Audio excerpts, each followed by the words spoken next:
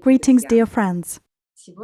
Today, we have a very interesting person, very versatile, Doctor of Medical Sciences, Professor, Oncologist, Yuriy Alexandrovich Zakharov. Hello, Yuriy Alexandrovich. Greetings. I would like you to tell us a little bit about yourself, because we know that you are deeply involved in gerontology, prolongation of life. Why do I do gerontology? I'm not a gerontologist or a geriatrician. Just to make it clear right away. I mean, there are main directions that really study this. But how do they study it? Gerontology is a science of aging in general, meaning of different organisms. Geriatrics is closer to the human. It deals with age-related diseases. What does oncology, for example, have to do with it? Unfortunately, it is directly related. My specialization is at the junction of the three disciplines, meaning endocrinology, gerontology, and geriatrics. In other words, these are, first and foremost, age-related conditions and diseases. We all know that with age, the likelihood of metabolic syndrome, type 2 diabetes increases significantly. The risk of cardiovascular disease increases significantly. Oncology, unfortunately, too. That's why these three areas, oncology, endocrinology, and neurodegenerative diseases, are very interesting to me as a practical solution to the problem. Is aging a program or an illness? These are just two options, but in fact, there are 300 more options. And there's also that aging is a quasi-program, that aging is an aging process of the extracellular matrix. Aging is a depletion and aging of stem cells, the immune system, and so on. There are a lot of theories, and the problem is that they all overlap with each other. They complement each other, and it's not right to single them out. To say that it is only aging of the extracellular matrix is not right. Yes, it's the aging of the extracellular matrix, but not only that. Is this a program? Well, yes, a certain program does exist. It exists in all of our cells. It's being carried out, and it's a fact too. And is it a disease? The condition of the body really changes with age. Age-related disease appear, and we can say that aging is a disease in a certain sense. And nowadays, it's officially recognized that aging is a disease. But if we consider that aging is a disease has symptoms, then we can try to influence these symptoms at least. However, if you look at it more globally, the age reverse can be achieved in many different ways. But I want to emphasize that I'm interested in its practical side. There are a lot of theories, and there will be even more theories for sure. Every year, new fashionable theories appear. For example, now it's an extracellular matrix, although this theory is actually more than 100 years old. It was just called another way. Now we have a very nice fashionable term, extracellular matrix. But in fact, Bogomolets was working on it. It was just called connective tissue back then. Fritz Verzarv was involved in the same thing. We have a network of clinics that specifically prevent and treat age-related illnesses. And our staff includes gerontologists, geriatricians, oncologists, and endocrinologists. And we do cell therapy. And all this together can be called practical gerontology. Yuriy Alexandrovich, please tell us, how long can a human life be prolonged with the help of modern technology? Hypothetically, a person can surely live up to 100 years. To live up to 120 is very possible. There are documented cases which are now being disputed, but nevertheless, they exist. But the fact that a human can live and that everyone can, unfortunately, is a bit of a big difference. Another thing is whether we can purposefully reach that age, and then look at these people. They can barely sit. It hurts to look at them, in fact. At the same time, there are 80-year-olds, and what they do, 20-year-olds can't repeat. So we can talk about healthy aging and longevity. But if you look even more specifically, everything is very complicated because we have age-related diseases, which are a common cause of death, which means that almost no one dies healthy. In the first place, people die from cardiovascular pathology. Then there are cardiovascular cases, usually strokes, heart attacks, and so on. Then there is cancer, neurodegenerative diseases, and trauma. So this is basically what a person dies of. But scientists have calculated that if we take away these risks, there will be no cancer, no cardiovascular disease, then we also get not a very encouraging picture. Actually, we add at most 10 to 20 years to our lives. So there is no global breakthrough to increase the age by 50, 60 years. There is no such thing. But now, there are a lot of very interesting technologies that not only allow us to live long, but also change the quality of life. And since they have appeared only recently, in the last 20 to 30 years, we cannot yet, of course, estimate it for 70 years. It would be good to observe it in a generation at least. But there are already people who use these technologies both for themselves and generally offer it as a service. When you see a famous gerontologist speak, they're always asked, "Is there some kind of immortality pill?" They'll say, "No, of course there is nothing. In the next 50 years, we will do research, and now everything is moving well in this direction, but someday we will get something." They say all this very probably, how great and wonderful it all is, but all this successfully dies in the next 5 to 10 years. You know, it's a very sad tendency. It just makes me very sad to watch it. Why? Because from the point of view of a clinician, any clinician, let's say a therapist, a huge number of routine intervention in the human body can prolong life. It's just nobody does it. No one deals with the health of the healthy. In other words, if you're practically healthy, if you just want to live a long and happy life, but there's no such specialist to turn to, and he tells you what to do. Why do I always talk about clinic and clinical experience? That's because what distinguishes just a scientist, say a biologist, from any doctor, because any doctor knows the consequences of recommending this or that drug or procedure. He understands what will happen or what could happen if he prescribes it. You've mentioned the point of prevention, to treat healthy people.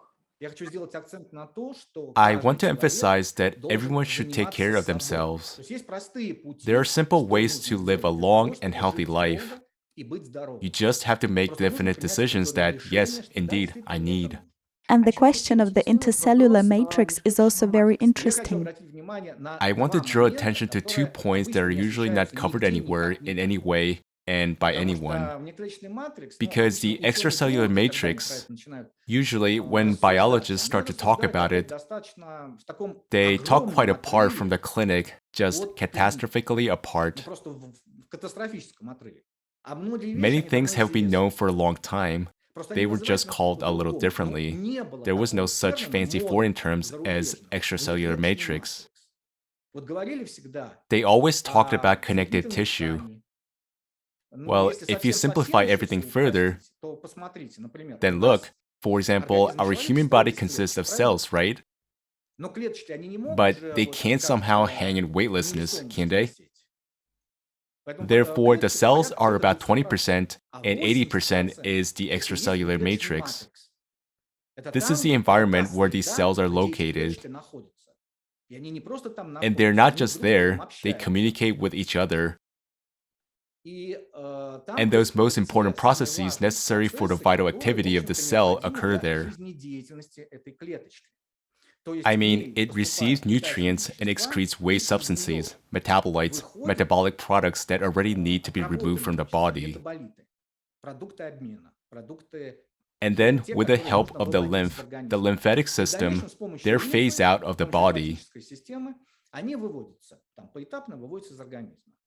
But then it's interesting.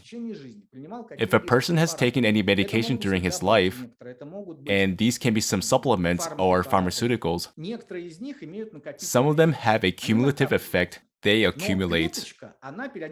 But the cell cleans itself periodically. This is the effect of autophagy, when a cell cleans itself and expels some harmful metabolites conditionally.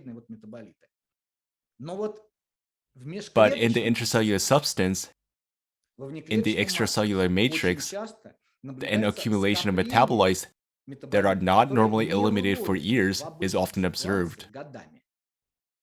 So this is a very interesting story. It didn't appear now, it was noted a very long time ago. And it's just one of the points of generally changing the extracellular matrix over time. Even at this stage, there is a very interesting point, because the extracellular matrix, well, if you look at its composition, what is it? It depends, of course, on the organ of the system, but basically, it's a collagen, elastin, and hyaluronic acid. But here, there's an insanely interesting prospect for oncologists, because it is with the help of the extracellular matrix, which unfortunately is activated and involved in the process of spreading metastases. But they do not just spread, they spread cell signaling niche preparation, the stem niche to the formation of the metastatic nidus. Pathological tissue is more dense, and over time, with the aging process, the stiffness of the overall matrix also increases. What leads to this? There are a lot of factors that lead to this. First of all, it is the accumulation of so-called end products of glycation. But this process can be controlled. I have already said, I've shown many times that there are special devices that objectively show the amount of accumulation of glycation end products. The studies are non-invasive. In 1 minute, you can know your bioage approximately and track it in dynamics. What can you do to reduce glycation end product accumulation? Well, first of all, is to monitor your glucose levels constantly and watch them over time. Eliminate easily digestible carbohydrates so they will already reduce it. That's one. Next, what's the extracellular matrix if you look at it globally? It is a peculiar mesh of fibers, but they're intertwined in a very interesting way. That is, there are such cavities there. This discovery is very recent, and it is literally a little less than a year old. It was a very interesting discovery published in Nature about a radically new anatomical structure that is part of the extracellular matrix. I mean, there are many different cavities that are filled with gel-like substrate. So that's where everything happens, what I was just talking about. But why are we interested in this? What makes it interesting is there are ways to influence this process. So we can prevent or intentionally change the signaling if we're doing stem cell therapy, which means we can introduce exosomes after special preparation to prepare the stem niche. It is a first. This is very important. It's a radical point because if the niche is old, then all subsequent derivatives will also, unfortunately, show this old phenotype.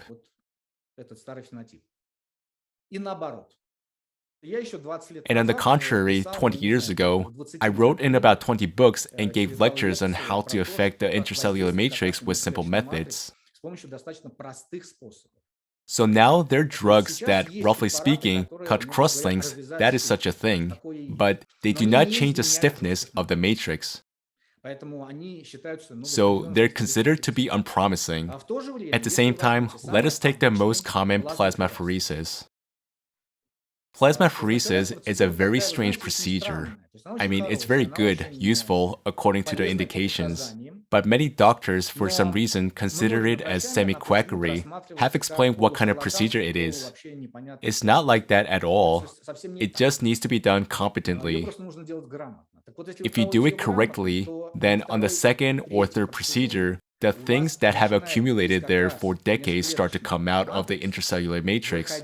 Well, maybe I'm exaggerating a bit about decades, but things that wouldn't normally come out of there start to come out. And we can remove it from the body, and in that way, we can lower the stiffness. If we control this process and do it periodically, then there is a therapeutic effect. And if we also introduce young exosomes and do cell therapy specifically after that, then we have a completely different effect. I mean, do you understand how complicated it is? I mean, it's not just like some people think that stem cell therapy is just picking up some cells and then putting them back in. No.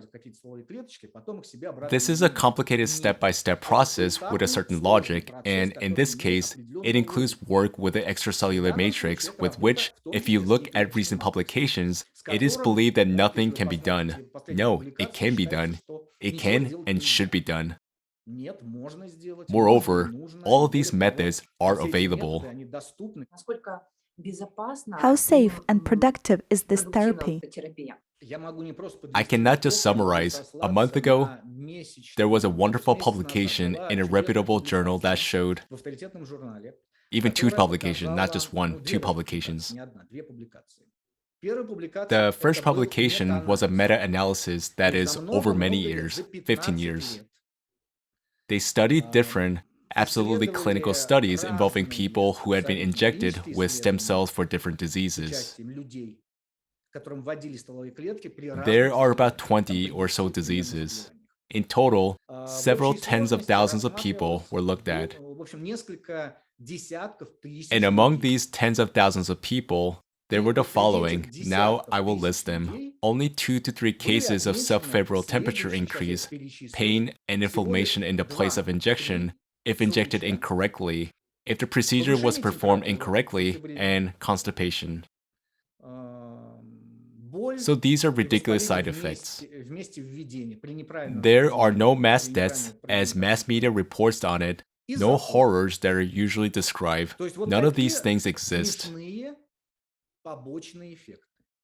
It applies to mesenchymal stem therapy in general for various diseases.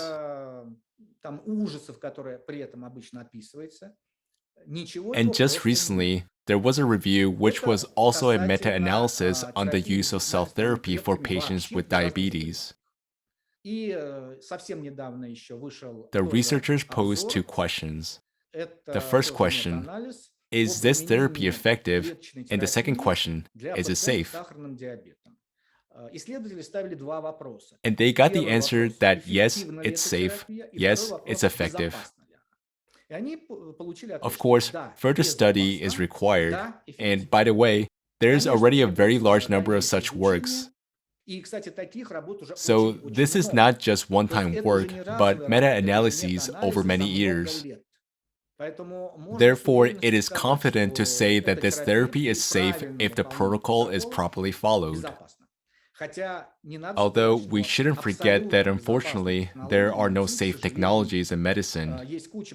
There are a lot of things that we cannot predict in any way. Yuriy Alexandrovich, we know that you also studied ancient Eastern practices and healing traditions in addition to your classical medical education. Will you please tell us about the Tibetan practices of long life?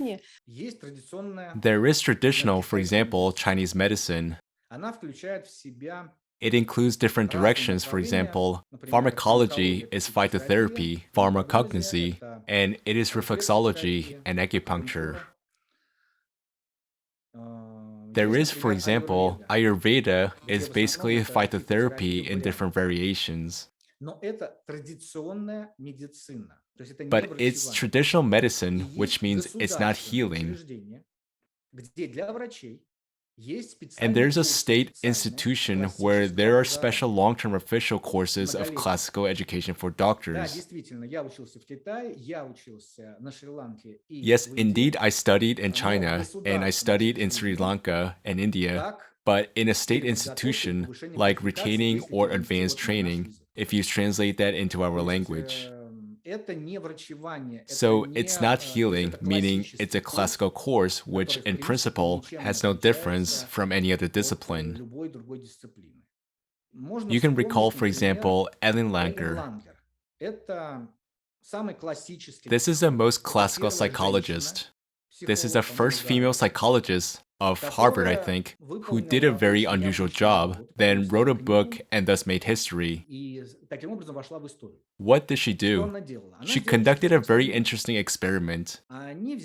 They took a monastery, an inactive monastery, and closed a large number of 75-year-old people there. In this monastery, an environment of minus 20 years was reproduced. Meaning, there were newspapers that told about that time.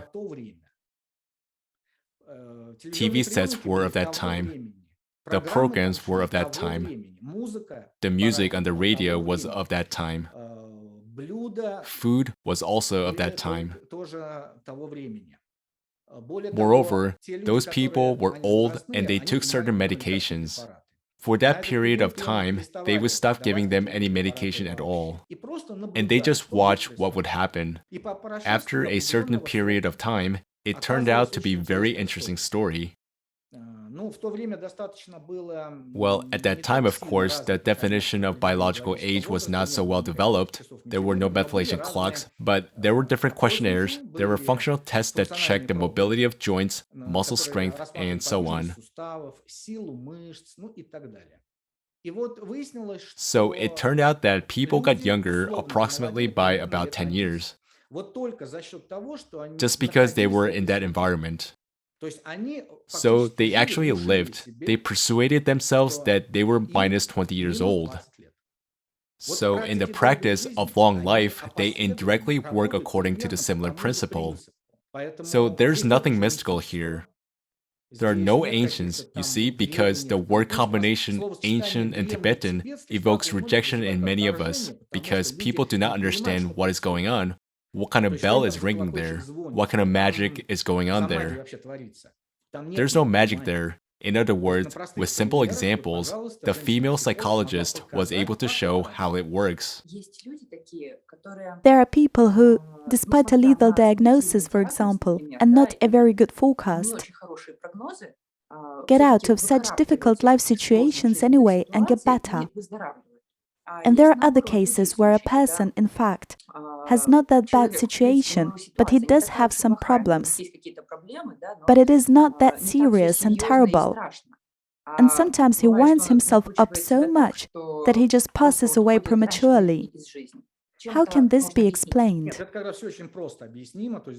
No, everything can very easily be explained. There's nothing mystical here. Everything is clear. There's a very high percentage of spontaneous remission in oncology in comparison with other diseases. In other words, there are situations when it is being observed, when for absolutely incomprehensible reasons a person recovers. Well, more precisely, he does not get better, but his disease does not manifest itself at the moment of examination. Because there's a term called metastasis, fall asleep, meaning sometimes foci may not manifest themselves for a very long time. Remission can be very long. In this case, a lot depends on stress hormones, primarily cortisol. By the way, if we return to traditional medicine, there are a tremendous number of publications on this subject. They're getting more and more every year. It even goes so far that the American Association of Oncologists recommends all cancer patients to do and study meditation, but in a way it is understood, let's say, in the classical version, not the religious one. Because there are many kinds of meditations, and sometimes it is enough just to be in nature and see beautiful views. That also lowers anxiety, lowers cortisol. It's been proven and published. And the placebo effect is actually a very high percentage. It's 30%. That's a lot. There are a lot of different theories and studies today about prolonging a person's life. That is, from simple, their a healthy diet, control of emotions, and ending with organ transplants, consciousness transfer, which sounds very fantastic. Tell me, please, which of these technologies do you think are the most promising? I'm going to tell you some monstrous things that physicists will be very surprised to hear, of course, but if the question were asked, for example, how close we are to time control, I would say, actually we are close. Because if you read carefully the recent works by Chinese and Americans, you will find extremely interesting and curious stories. There, they discuss only the management of elementary particles and laser technology, which seems to have no direct relation, let's say, to the time machine, of course. But if you read carefully, you will suddenly see that very interesting effects have been discovered, which can only be reproduced by practically dealing with a story. What you're saying, what I'm saying is that this problem is being worked on very seriously, and there is a theoretical basis for all of this, albeit at a level that is not always technically reproducible for us yet. As for the brain interface, it is partially being implemented, but when it comes to overloading the mind with other things, there's no theoretical basis even here.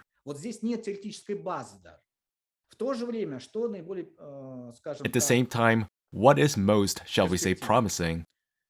This is changing the epigenetic landscape using non-invasive methods.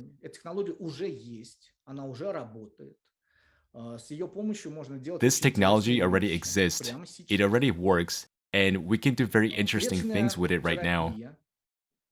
Cell therapy and the creation of personalized cellular drugs. It's just that not everyone understands what it is.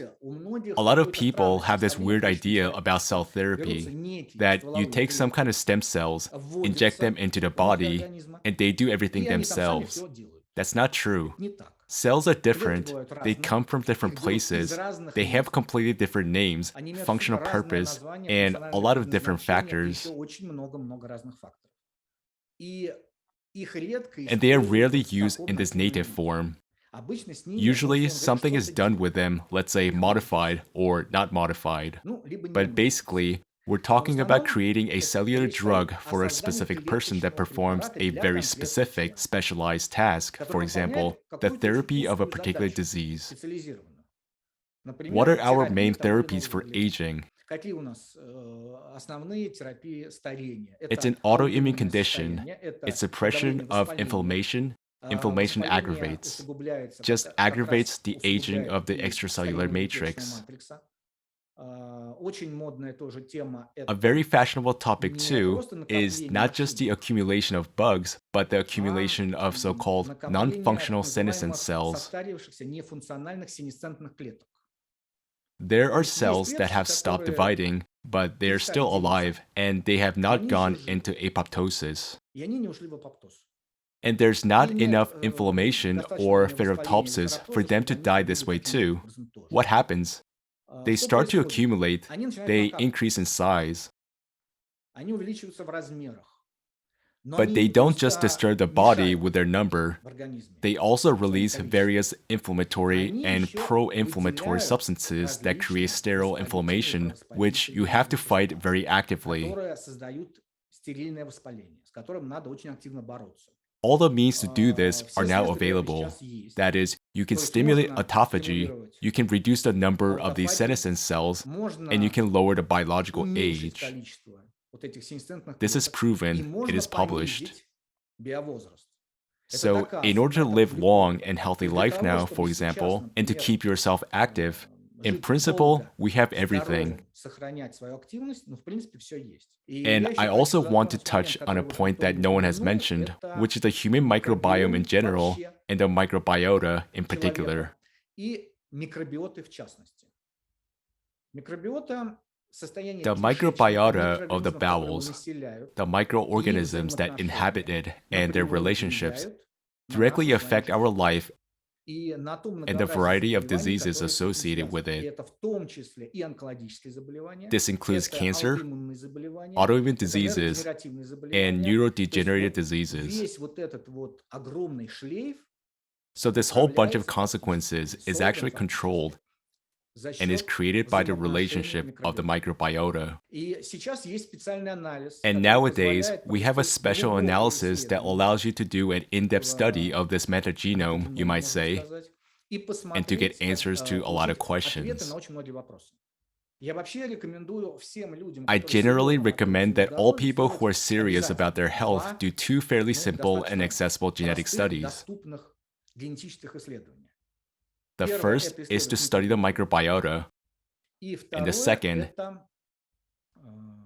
is to have your genome sequenced to see if there are any specific mutations at all. Because it's not only diseases that we study, but also possibility and probability of using or not using certain technologies or pharmaceuticals.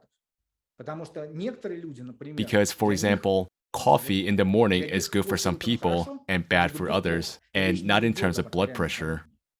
The same thing applies, for example, to the consumption of ascorbic acid, meaning to the simplest things, let alone any serious medications. There are people who have genetically elevated cholesterol, that is, for them, the norm is a little bit different. They should not be prescribed strong drugs, which sometimes are prescribed without understanding why. Or, for example, high ferritin levels or iron levels and so on. So a large amount of this kind of information will provide a huge field of activity, a practical field of action. And most importantly, without these tests, it is very difficult to engage in therapy for very dangerous, serious diseases. Well, for example, to conduct cancer immunotherapy without the microbiota analysis is sometimes senseless. Because if you don't change the microbiota, if there are problems there, then the most expensive drugs, the most modern ones, all those checkpoint therapies and so on, they just won't work. There are publications about that. So everyone should be concerned about their own health, should find out for themselves if there are any new treatments, and try to use them. The same thing, for example, as one of the directions, pressure chambers. I mean, just recently, there have been wonderful publications by Israel researchers that have shown that systematic procedures in pressure chambers restore, change the quality and length of critically short telomeres. Therefore, nothing prevents us from performing such procedures if there are no contraindications, according to a certain scheme, in order to live a healthy and long life. And there are a huge number of such components of this system. There is a program, we call it the Equilibrium Program 20 years ago. It's a live program and is changing. It means that as soon as new clinical studies come out that require adjustments, we immediately change it. Because, for example, you can't have the same approach to homeostasis correction at different ages. I think you would agree. That is, if you are visited by a young man who is relatively healthy, it is one thing. And another thing, if this is a man after 60 who has a whole bunch of accompanying pathologies that still need to be dealt with. So there is no such thing as one recommendation for absolutely all ages. In fact, they will be even different for a man and for women, of course. Because now, for example, the topic of hormone replacement therapy is very fashionable. But hormone replacement therapy can be conducted not only with pharmaceuticals. It can be carried out with relatively safe phytopreparations. You can even use acupuncture, such as panels with coherent laser light-emitting diodes of a certain wavelength. 20 to 30 minutes is enough daily session, for example, to replenish testosterone levels. So there are a lot of things like that. You just have to be aware of them. There are a lot of different anti-aging pills, wrinkle creams, some cosmetic procedures, surgical procedures, and even cryofreezing being offered on the market now. How do people not get confused by all this?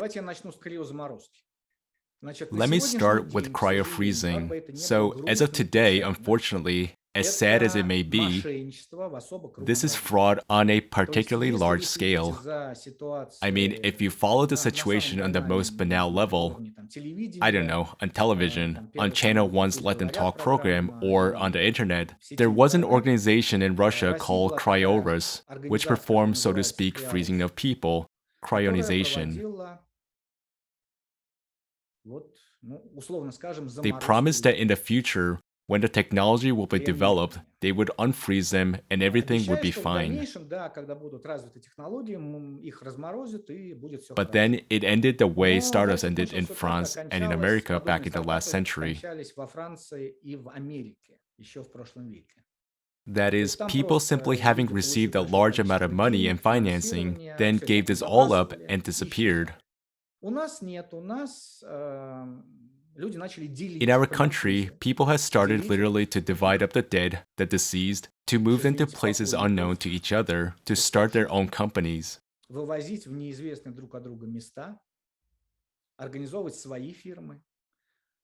Some absolutely terrible things are happening, and it is those people who promote longevity are involved in this. They are co-founders of large foundations, sort of scientific foundation in which a large number of scientists are involved.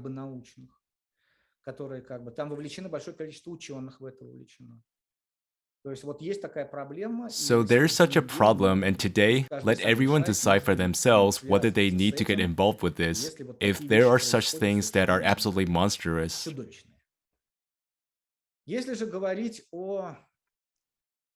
Regarding cosmetology, there are very serious changes.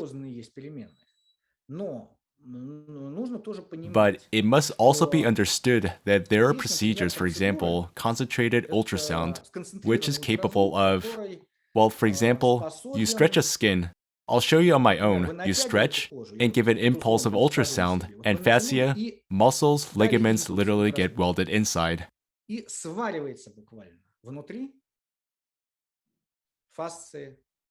So all these, as if locally, by overheating, are all welded together.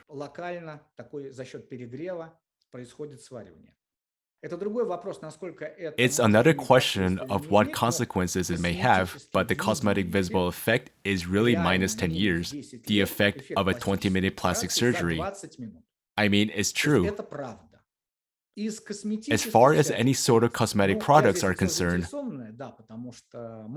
I'm a person of interest here because we have released a cream that is by and large the most promising and interesting as of today in the truest sense of the word. In other words, something fantastic is coming out within a month. It's our day-night kit that is methylene blue based too. For those who don't know, methylene blue is the same blue liquid used by our grandparents to rinse their underwear. But this is a very unusual substance. In a very strictly defined small concentration, it allows it to penetrate into the deeper layers of the skin, that is, we actually get invasive penetration. And at the same time, it doesn't just penetrate, it changes the epigenetic landscape. That is, the genes that are associated with the production of a collagen and elastin, which are responsible for the changes in the extracellular matrix, suddenly start working as in youth and 75-year-old people. This data was published in Nature, so it's very serious work actually.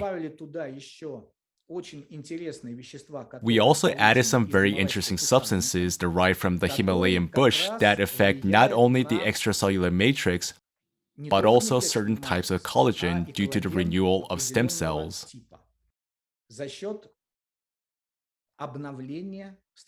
So there's a very multifactorial approach. And due to this, the skin really starts to change from inside out. That is really beauty from the inside. It is actually no longer cosmetic, but rather in fact a therapeutic remedy against aging. But it must be understood that there are no miracles in cosmetology using any technology, whether it be invasive or non-invasive. In other words, if you apply externally on your skin even the most ultra-modern cream that promises miracles, it will never work immediately. It takes a very long time to achieve any serious effect. Why does it take a long time? Let me tell you what terms we're talking about here. I mean, 30 to 50 days is the minimum when you can expect to have at least some result. That's one thing to say. 6 months is kind of a standard period it takes for visible signs of aging to be significantly reduced. That's if we do mapping, digital photography, then digital histology afterwards, and compare it all. Then we will see that yes, there are changes. But if we want everything to be nice and smooth, that would take several years because the intracellular matrix is renewed in about 9 to 10 years. So you have to understand that if you're going to change something in your body, it's all tied to the natural cycles of renewal. You can't force them, because if you start forcing them, you would have the risk of an oncological disease. You can stimulate that. Is immortality in the body possible, and does it make sense? Well, recent trends, such as American ones, show that there's a rethinking of practical approaches going on.